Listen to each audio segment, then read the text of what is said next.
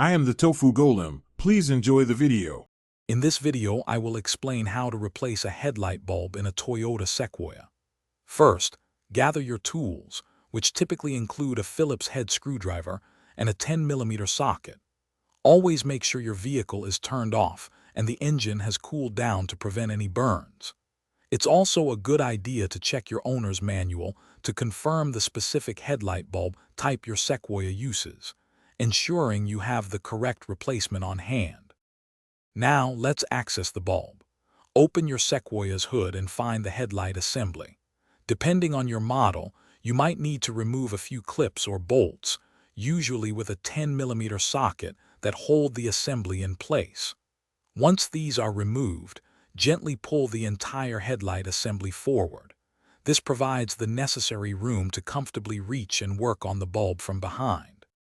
With the assembly accessible, it's time to replace the bulb. First, disconnect the electrical connector from the back of the old bulb by pressing its release tab. Next, remove the rubber dust cover. You'll then either unlatch a metal retaining spring or twist the bulb counterclockwise to remove it.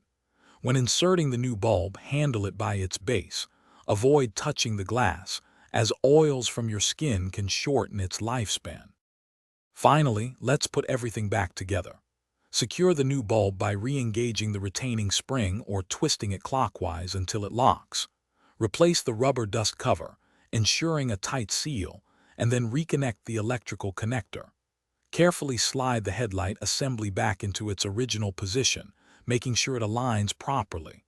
Reinstall all the bolts and clips you removed earlier, then test your new headlight to confirm it's working correctly.